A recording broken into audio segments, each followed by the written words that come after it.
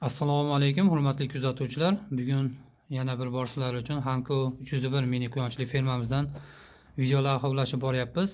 Bugungi sanaga keladigan bo'lsak, bugun 7-yanvar 2026-yil va nihoyat yillarni boshlab oldik. Yangi yilda sizlar uchun ajoyib bir video kontent qilishga harakat qilib boramiz. Videoni oxirigacha kuzatib borishingizni tavsiya qilaman. Sababi bugungi videoda ko'plab o'zgarishlarimiz bor. Ushbu videoni yaxshilab kuzatib boradigan bo'lsanglar, albatta bu videomiz ham sizlar uchun manfaatli va foydali bo'lib o'tadi.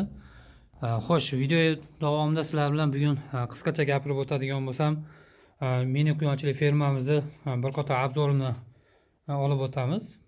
Quyonchilik fermamizda bir qator o'zgarishlar bor. Mana videoda ko'rishingiz mumkin. O'ng tomonda ancha joyimiz o'tin turardi.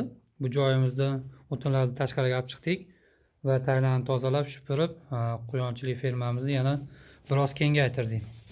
Sizlarga o'tgangi videoda aytib o'tganimdek, qo'shimcha katay yasaymiz deganmi? Ushbu katayimiz tayyor bo'ldi. Bu katayni ham mini obzorini qilib o'tamiz.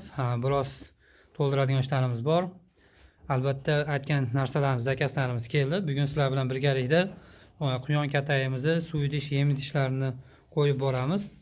Bu yoqda ko'rishingiz mumkin, erkak quyonlarimiz doimgidek liniya uchun ishlayotgan va bu tomonda esa bolalagan va bolasini sutdan chiqarayotgan quyonlarimiz bor. Mana ko'rishingiz mumkin, bitta quyonimiz bolalarini emizyapti. Va bu yoqda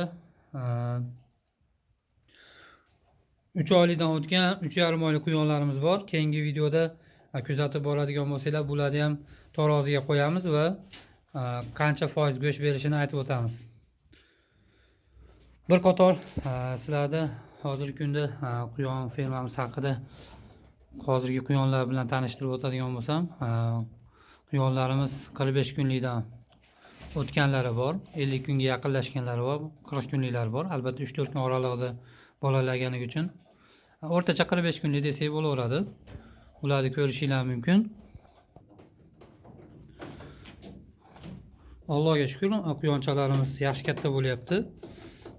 45 kunlik quyonchalarimiz, hikol quyonlarimiz liniya uchun ishlatgan. Ularning orasida ko'rishingiz mumkin, o'tgangi videoda 7 tadan quyonlarimiz bor edi. Har bittasi orada sotuv qildik. Ba'zilarini videoga chiqardik, ba'zilarini video qilib chiqara olmadik. Hozirda yana bir mana quyonimiz bor. Bu quyonlarimiz 45 kunlikdan o'tdi, 50 kunlikka qarab ketyapti. Bu quyonimizni Qo'qondan akamiz bron qilgan. O'sha akamizga 4 ta urg'ochi, bitta erkak qilib, xudo xohlasa 10-kuni отправка qilib olamiz. Uni ham videosini joylaymiz. Bu tomonda ko'rishingiz mumkin, 3 oydan o'tgan Kaliforniya quyonlarimiz. Bitta urg'ochi, mana shu o'rtadagi quyonimiz samki urg'ochi olib qolganmiz. 5 ta erkak quyonimiz bor. Ulardan sotuvda bittasini sotdik. Xudo xohlasa uni ham 10-kuni jo'nataveramiz. Qolganlarini o'zimizga yaxshi chiroylidan ikkitasini liniya uchun olib qolamiz va ikkitasini so'yim qilamiz. Albatta YouTube kanaliga chiroyli video kontent qo'yish uchun ko'rishingiz mumkin. Qariyb 8 oydan oshgan bo'lsa, hozirda ish faoliyatimiz orada quyon go'shtini o'zimizni xo'jalik bilan ta'minlayapti, oshganini sotyapmiz. Birinchi o'rinda o'zimizni xo'jalik uchun olib kelganmiz bu quyonlarni. Sifatli, immunitetga boy, foydali go'sht bilan oilani ta'minlash maqsadida.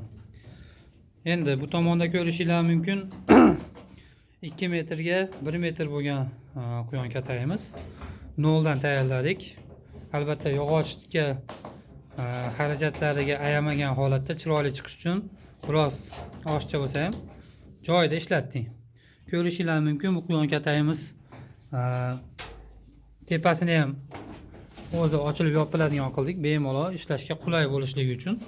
Quyon qo'yganda bemalol uni qarab, bolalariga misol ushashga ham bemalol qo'lingiz yetadi. Ushashga, ishlashga oson. Misol urg'ochi quyonni erkak quyonga qo'shadigan bo'lsa yoki bolalarini ko'rib shu holatini yeb ichishini tekshiradigan bo'lsangiz, juda qulay. Eniga 50 cm dan har bir katayimizni, uzunasi 1 metr, bo'yi 45 cm qilib joyladik. Sababi hozir qishki kunida tayyor bedana quritilgan bedana apparatdan chiqarib maydalab beryapmiz. Yozgi kunida bahordan boshlab o'zimiz tomorqadan chiqqan bedalarni chala quritib kattayni tepa qismiga qo'yadigan bo'lsak, quyonlar bemalol bu yerda bo'yi yetishligi uchun bo'yi yetgan holatda o'zlari tortib yeyaveradi. O'shaning uchun 45 cm qildik, bemalol quyonni bo'yi yetishligi uchun. Hozir bu katayimizni sizlar bilan birgalikda suv idish, yem idishlarni joylab boramiz. Videoda kuzatishingiz mumkin. Quyonni suv idishini setkadan qancha balandlikda ko'tarish kerak. Odatda 20 cm balandlikda ko'tarsangiz yetadi. 15 cm ham yaxshi, o'rtacha 20 cm. Nima ham? Hozir mana bu quyonimizni alohida kletkaga ko'chirdim. O'zi aslida nari tomonda turardi. Quyonlarimizni bolalari 12 kun, 13 kunlik bo'ldi, ko'zlari ochildi. Enasi sut emizgani kirganda ba'zi quyonlar sakrab bu yoqqa chiqib qolyapti. O'shaning uchun katayni kletkasini razdomini biroz balandrog'idan qo'yib qo'ydim. Sababi nima? Tashqariga chiqib sovqatib qolmasligi uchun. Buni yana 1-2 kundan keyin o'zgartiramiz. Bemalol bolalari tashqariga onasi bilan ko'rim yeyishga o'tadi. Rosman 15 kundan 20 kun oralig'ida ko'rimga o'tadi va 30 kunlikda bemalol ko'rim yeyishni boshlaydi.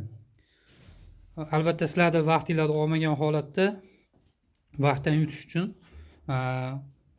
orada videoni to'xtatib joylab boraman. Sababi videomiz davomiyligi 15 minut yoki 13 minutdan oshib ketadigan bo'lsa, YouTube'ga joylashtirish biroz muammo bo'lyapti. Bizni kuzatishda davom etinglar. O'zgarlik qilayotgan ishlarimiz, ya'ni o'zgarlik fermamizdagi o'zgarishlarni videomiz davomida qilayotgan kontentlarimiz davomida ko'rib borishingiz mumkin. Albatta bizni videolarimiz sizlarga yoqayotgan bo'lsa, manfaatli bo'layotgan bo'lsa, bittadan like tugmasini boshida esdan chiqarmanglar. Albatta bu har bir YouTube kontent qilayotgan YouTube'chilar uchun bu motivatsiya bo'ladi va albatta bizni videomizni obuna bo'lmasdan ko'rayotgan tomoshabinlarga albatta obuna bo'lib qo'yishni tavsiya qilamiz. Sababi bu 2026-yilda oldimizga qo'ygan maqsadlarimiz juda katta. Xudo xohlasa maqsadlardan birinchisi sifatli kataylarni yasash va sifatli kataylarni afzalliklarini tushuntirib berish. Boshlanishiga dastlab boshlayotgan odam o'zini xo'jalikdagi bor materiallar bilan qilib, misol 10 ta 15 ta 20 taga olib chiqib olgandan keyin bu yog'iga sifatga ishlasa bo'laveradi. Qani, videoni kuzatishda davom etinglar. Hozir ushbu katayimizga suv idish, yem idishlarni joylaymiz. Undan keyingi holatini ham bir qator ko'rsatib o'tamiz. Yana bir narsa aytish esdan chiqibdi. Biz Farhodbek ukamizdan suv idish va yem idishlarni aytgandek, dastlabki qilib chiqarib yuboribdi. Odatda doim o'zim borib quyonlarni tomosha qilgach olib kelardim. Bu safar ishlarim biroz ko'payib ketgani sababli iltimos qildik asakaga dastlabki qilib yuborishlik uchun. Suv idish, yem idishini qaydan olasiz deb o'tgangi videolarda ko'pchilik kommentariya qolgizibdi. Albatta suv idishlarni Andijondan Farhodbek ukamizda, ya'ni Gold Crow ferma asoschisi Farhodbekdan olamiz. Hozirda suv idishlarimiz 25 ming so'mdan, yem idishlarni 15 ming so'mdan beryapti. Ushbu salafanda kelgan, ko'rishingiz mumkin. Hozir buni tashqariga olamiz. Sizlarga to'liqroq ko'rinish uchun. Mana ko'rishingiz mumkin. 4 komplekt suv va yem idishlarni zakaz qildik. Yem idishimiz karmushkasi kelganda shu holatda bo'ladi. Biz bu holatini biroz tayyorlanib shurpovoyda teshib olamiz. Sababi quyon yemini berayotganda uni tagidagi quyqumlari, ya'ni unga o'xshash narsalari karmushkada turib axlat qilib, ya'ni yomon holatga kelmasligi uchun, ya'ni tagiga tushib ketishligi uchun. Buni ham hozir videoda ko'rib o'tasizlar.